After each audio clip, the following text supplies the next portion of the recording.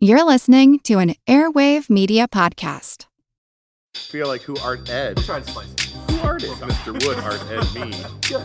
Either way, it's ambiguous. It works on so many levels. I know. That's off to a great start.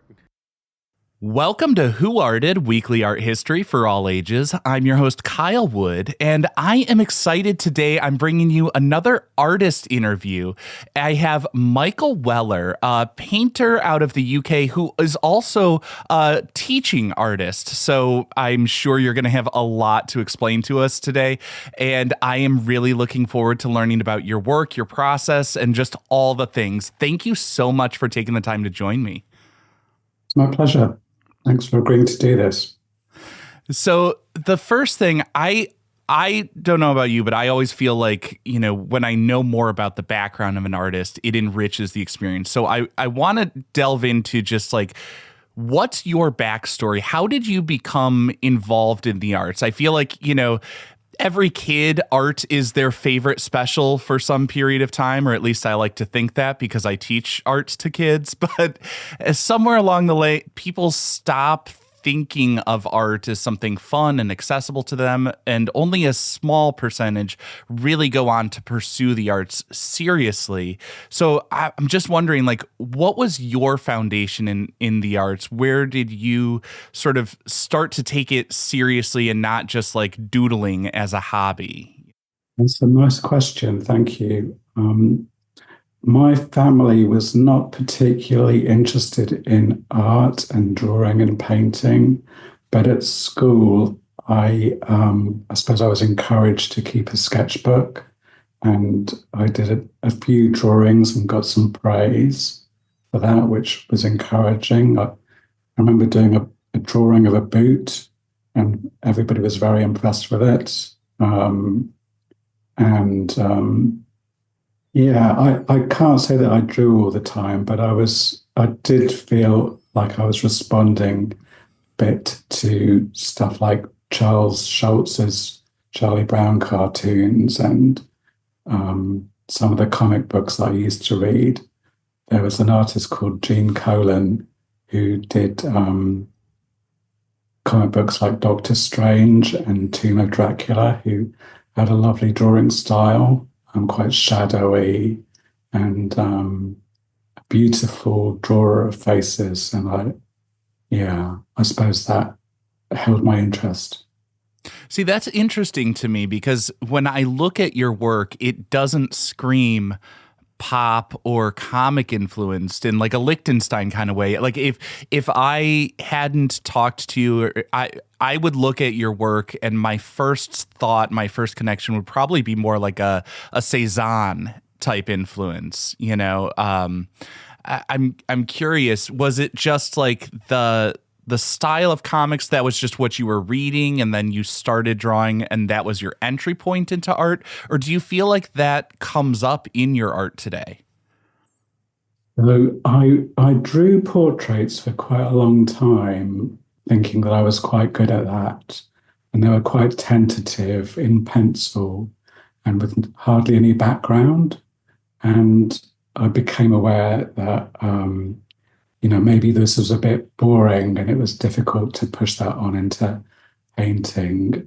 There was a long pause while I just went along to life drawing classes and enjoyed that, but didn't really know how to take it any further. My family was saying to me that, there was no future in being an artist. So I just did this as a part-time thing. And eventually, I guess I tried a few courses, such as drawing outside, some printmaking. I used to draw under the Queen Elizabeth Hall on the South Bank in London during my lunch break. And then I became aware that there was a whole niche of other art students like myself that were doing drawings and paintings of underground spaces. So I want to get away from that and go back to portraits again. I did some more painting classes and I found myself trying to get somewhere with painting and just concentrating on being a good painter. So it was repeated attempts to draw certain things like fruit on a plain background with a cup next to it, and small paintings. And they became less and less detailed. The highlights disappeared until it was just simple patches of color pushing against each other. They kind of evolved as I got more involved in painting, as I had more time to paint, and as I was less distracted. Sometimes other things would appear, like an orange bowl or a pint of milk, things that were nearby in the studio. There are a lot of things you said there that really piqued my interest. So I'm gonna try to remember and go back almost sequentially through this. The first thing that really caught my ear there was you said that you liked portraits and you would draw them sort of hesitantly, and then that didn't translate very well to painting. And I'm curious, is that, like, I want to tease that out for listeners who maybe aren't painters and who may not know what you mean by that, because I could see it in a couple of different ways. One is the hesitant brushstroke doesn't translate well to an audience. You know, like viewers can sort of pick up on hesitant strokes when it seems confident or not confident. Like you can pick up on something and audiences don't necessarily receive it as well. Or is it like the physicality of the act, the hesitant stroke, you know, you're kind of sketching and going back and forth, and that muddies the colors and stuff like that. And it, like, just the physical characteristic, it doesn't work. Can you tease that out a little bit? Explain what you mean for listeners who may not be aware of that. When I started off drawing these portraits, I was drawing with a pencil, and I wasn't very confident, maybe because I didn't draw that much. So the drawing was quite hesitant, and it took ages. And I'd get people to sit for me for, you know, quite a long time just to get a head drawn. And somebody suggested, well, what about drawing with a felt tip pen or with a brush, some ink, so that you're a bit more definite with your marks on paper. So that you're making more of a statement. And so I did try that. I stopped using charcoal so much and pencil, and used felt tip pens and Bic pens. And I suppose I enjoyed the materials a bit more as I did more drawings. Mm-hmm. It's that thing of doing a bad drawing that everybody feels. And I felt it too, and I still feel it, really. But when you're using a Bic pen or a felt tip pen, then it forces you to make a statement. I'm quite a dithery, hesitant sort of drawer and painter, but so I use certain materials like a felt tip pen, a permanent marker, a palette knife, sort of crude materials to make my statements more confidently. Yeah, it's interesting how you do sort of do things differently when you can't go back and revise. Like, I think, when I think back, at least to my own experience, when I would choose media that are easy to erase and revise, it was a permission structure to constantly revise the work. And I remember my last year at the Art Institute, I really shifted to doing stuff that, I had to go one mark and it was done. I had to do like the one line, and I was doing stuff that was very much like oil wet on wet, and I would do stuff that had almost like hatching lines in the painted style, but you can't keep going, you can't worry over it, you have to just like make the mark and it's done. And you approach it very differently. I don't quite know why. I think it's just a mental thing of knowing that you can't go back alters it. And I guess in an odd sort of way, in a like not having backup plans and everything like that, one of the other things that you had said initially about your background and your evolution as an artist, you had said that your family wasn't a particularly artistic family and that you had been told there's not much of a career in arts. And I always cringe a little bit when I hear that, because I look around me and it's like the entire world is designed by artists of one sort or another. I mean, we have graphic designers who are creating the user interfaces on our devices. We have architects who are designing our buildings, fashion designers who are designing our clothing. When you talk about that, is it the notion that like, well, the studio artist, the quote unquote fine artist that we see, that's a rarefied set, and 99% of people won't be able to eke out a living in that sense? Or just like, were you encouraged to go study law and economics or something else that Kandinsky would have done? So my family were quite warm and caring, but they're quite bookish, and they like, going to see plays, listening to music, having a laugh. I think that they basically didn't want me to ruin my life, but by being like crushing my dreams, regarding art, as they did rather harshly. It was meant with love. They were just a bit like, don't be so stupid. You really don't want to do that. And but it was like out of their experience, really. There were people that in our family that drew, but it wasn't really pursued. We didn't have any, anything like that in our family. It's just out of their experience. I'm interested in it now. It's important to me, but I sort of accept that that's not how everyone sees it. So it's important to have one or two painter friends, I guess, that will hopefully give you a few crumbs of encouragement.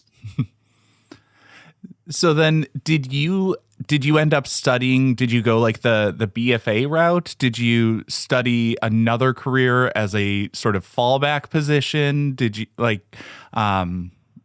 what did you do for your education there?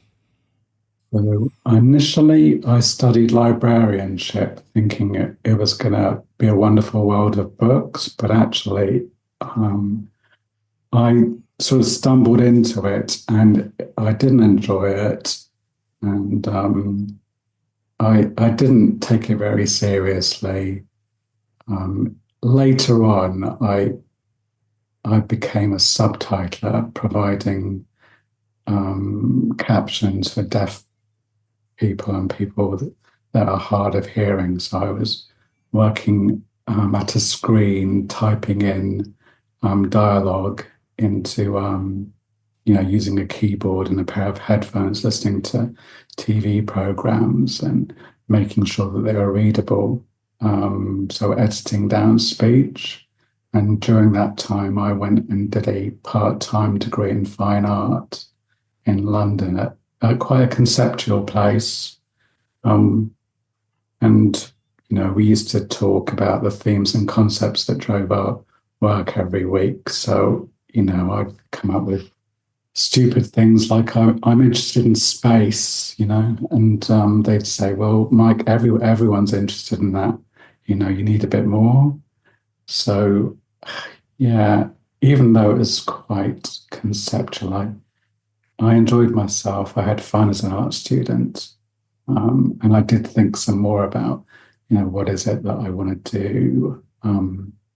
I became interested in, I'd become interested in abstract artists like Rothko by that time. And they said stuff like, well, you can have abstract relationships within a figurative painting. And I thought that was very good. That was really smart advice. And I think the ideas behind the art are where I become most interested, because if I'm being 100% honest, like I am not really a particularly talented artist, and I'm not a very intuitive person. I'm much more of a systems guy. I'm much more of an analytical sort. And that's what really interests me. And so when you say that you started to look at Rothko and the abstract relations in a figurative composition, I'm like, yes, I want to know more about that. And so after a short break, I want to ask you a little bit more about your process and how you sort of manage that tension between the abstract and figurative relations within the work.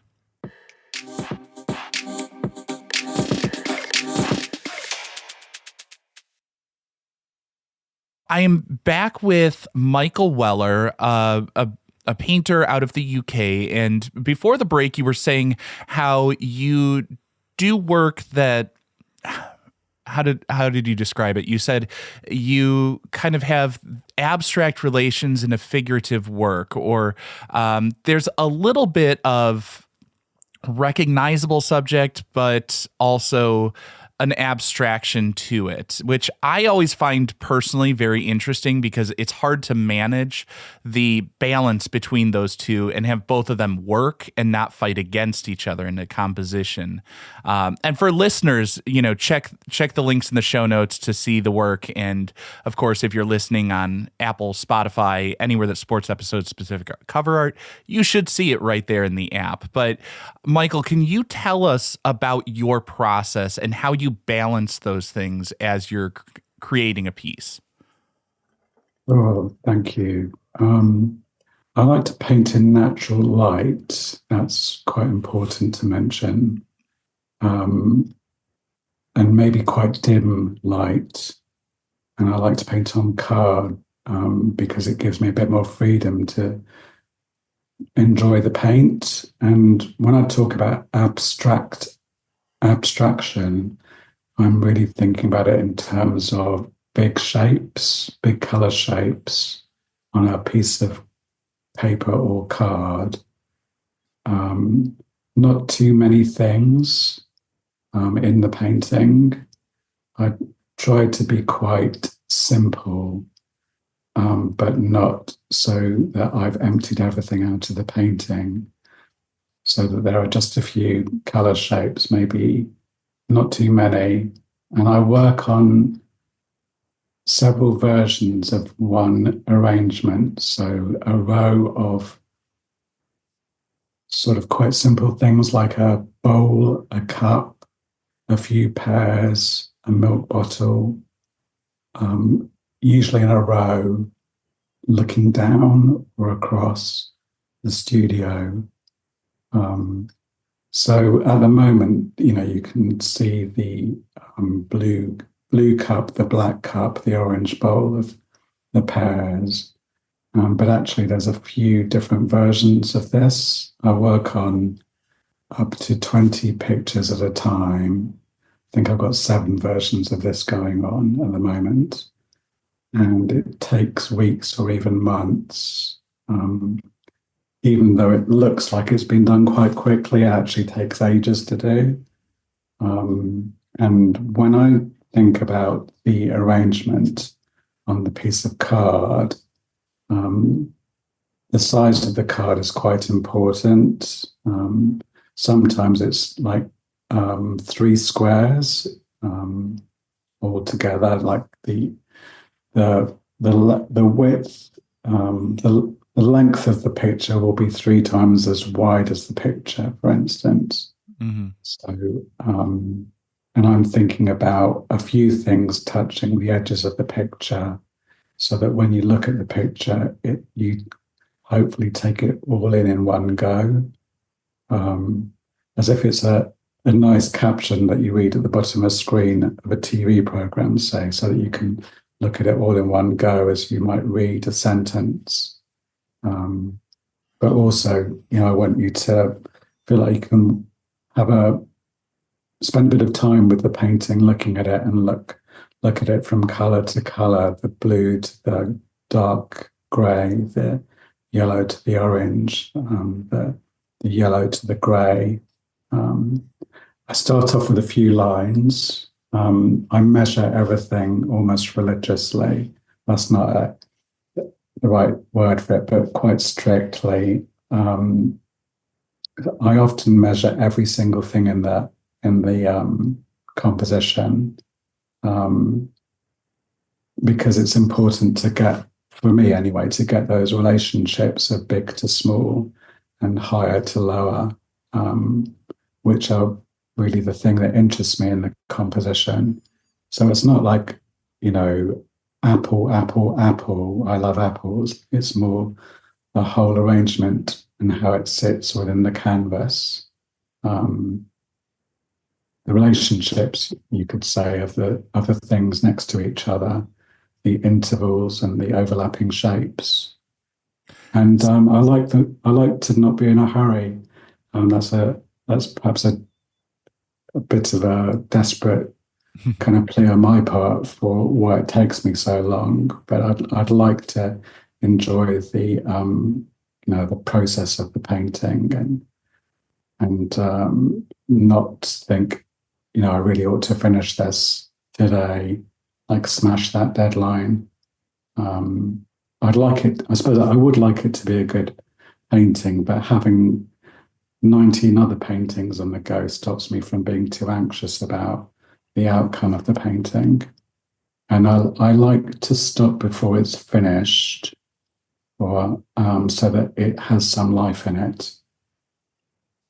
Oh, that is an interesting statement. Stop before it's finished so that it has some life in it. That reminds me so much of, I remember the class that I was taking in college about non-Western art, where like we were looking at some Asian art, and the professor, I vividly remember, she talked about the spaces where, it was unpainted were the most exciting to the viewer, because that was the space where there's potential for something to happen. And I thought that was just such a beautiful sentiment. And I think that bears repeating, that the work having these sort of raw elements or being, quote, unfinished provides a space for imagination to imagine some potential for something more, some more life in it, as you say. And I love your description of your process, because as a viewer, I know when I was younger, I would look at works like this, and it felt quick and spontaneous to me. And I think it's worth understanding that, there's that term sprezzatura for a studied carelessness, where you very thoughtfully and deliberately allow things to be, I guess, less refined, or, to have the visible brushstrokes and all of those elements. And I find it so fascinating that you work in series with, as you said, 19 other versions of this composition, and you meticulously lay out and measure all of these spaces. And I think it's worth knowing that there's a lot more thought that goes into a seemingly simple composition of, some fruit and a bowl and all of that. Can you explain why you work in series like that, why you're working on so many at the same time? Is it because as I think you've already alluded, that it relieves some pressure, that like if this one doesn't work out, I've got 19 backups? But I suspect there's something more to it, especially for a person who's meticulous. Like, I'm thinking of, a deeper study looking at different angles, but that's my speculation. I want to hear from you. So like I said, I don't really want to feel like I'm in a rush to finish the painting. And I would quite like to go a bit deeper and spend some more time thinking about those colors and shapes next to each other. I don't always know what's going to happen with the painting. And I suppose I want to think about it, seriously, rather than being very flighty and just, lighting down on one subject and then taking off to discover some other subject that suits my temperament better, I think. Maybe being a bit slow or simple. I find that works better for me. Now, if I could get into also like one of the things you said, you said you like natural light, but the thing that perked my ears that I was surprised by was you said you like it a little bit dim.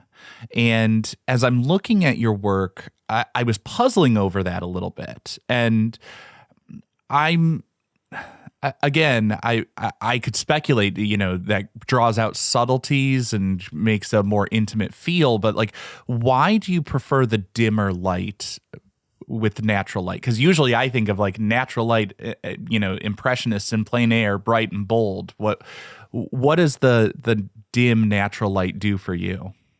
So I've always worked in quite dim spaces. It's the luck of the draw. I'm lucky to have had studio spaces to work in to, paint lots and lots of paintings of apples or whatever. One of my first teachers said, always paint by natural light if you can, because the colors are more subtle and more interesting. And yeah, I mean, there are painters that I see who paint by electric light, and I have done that sometimes for demonstrations, but I find that I have to walk over to the other side of the room to try and figure out what the color is before I can put it down. Often there's a bit of a gap between the color that I think I see anyway and putting it down on the painting. I might put down the wrong color. So there's quite a lot of taking the color off and maybe putting it on a different painting. So I'm not always sure, what's going to happen. But I find that quite good. Another painter that I like, Barnard, Pierre Barnard, you did that a lot. He was painting in quite an uncertain sort of way, and maybe leaving things open for, the unexpected color. Since everything is, that I see, everything that I tried to paint is, and the whole visual world is very rich and interesting, much more interesting than I could imagine it to be. So that's what I'm trying to respond to. Maybe in a rather hesitant, slow sort of way. And I think that's what I'm struggling with here. Is I imagine, I don't get me wrong, I totally get the importance of natural light to see the colors differently, because color is all about light, and the lighting is going to always affect your perception of the color. But that's where, I struggle, because transparency time, I'm not a slow and hesitant artist. I'm a quick artist, generally speaking. I would imagine a lot of frustration as you work slowly and natural light is shifting constantly as you come back to it. Is that a frustration for you? Is that a bug, or is that a feature in your system? Because, as the light shifts, that's probably going to affect your perception of the subject, and maybe that makes it more abstract. I don't know. Like, what's your experience of that? So I don't work on a painting for too long. I'll go and work on something else after a while. And there is a lot of adjustment. There's a lot of scraping off and alteration. So yeah, sometimes I do feel like, wow, one of these, I've been working on this one for months, when's it going to be over? Everything's changed. What was I thinking of when I started? But then I think, oh, it's okay. I'll just work on something else and come back to it later. It's fine. That doubt and uncertainty. That's kind of what I do with painting.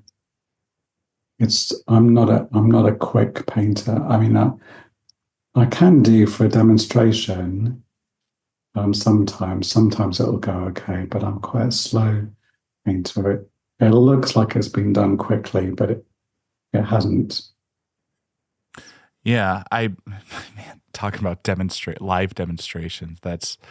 I am a quick painter, but that's a nightmare to me. I cannot paint in front of a crowd. I would not enjoy that at all. Hats off to you for doing it.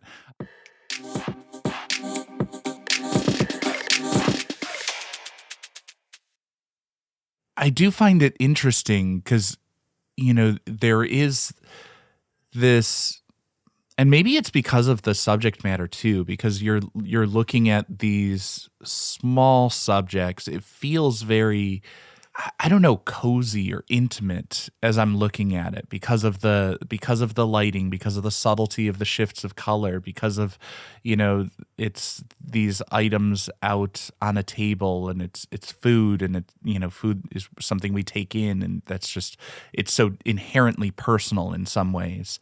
I find that interesting. There's a softness to it that, like, yes, as you say, like, people can look at it as looks quick, but I honestly, it doesn't feel rushed to me. It feels to me like on a Sunday morning, stopping to enjoy a nice leisurely brunch or something like that. Like, as I see the mug and the fruit out there, it feels like taking in that moment of the simple joys and the simple pleasures as I look at it. But like I said, I don't get things intuitively. I've always been the type of person who has to study and analyze stuff and to figure out what other people are talking about when they look at a work and respond to it. But that's my read on it for what it's worth. That's how I like your take on it. Thank you. Oh, and thank you. I finally feel like I got something right. But I do like the colors that I'm seeing in this work, and if I didn't plug the links in the show notes, make sure listeners check that out. But as I wrap up this episode, when we have the privilege of talking to an artist, I always want to get a little bit of your wisdom and insights from your experience and your study. So, like, for listeners who might be interested in either pursuing arts themselves or just to be more thoughtful consumers of art, what would you want people to know or to bear in mind as they go about it? I guess for me, I used to go to the big gallery in London of traditional painting, the National Gallery, and I wouldn't look at everything, but I would look at a few paintings.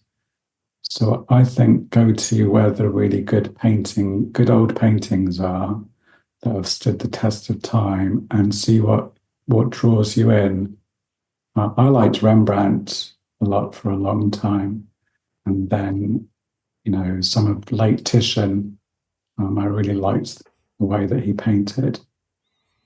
So yeah, see what you like. Spend some time with some paintings, and maybe go back and see just a few paintings that you like from time to time, and maybe something else will catch your eye. I think that's a good thing to do. As for creating, I think it's good to carry a small sketchbook with you, and a Bic pen or a felt tip pen, and maybe a few big coloured markers, so that you are more inclined to do a bit of drawing when you can. Maybe on the way to the supermarket, or in a cafe or on a bus, you can draw the backs of people's heads when they're not seeing you. Just a small drawing, do a few lines, when you can, and it just develops by itself. Drawing from life, that's very important. Responding somewhat anxiously to what I think I see in a sketchbook. Drawing from life, responding to life, with some interest in a sketchbook. I would really recommend that.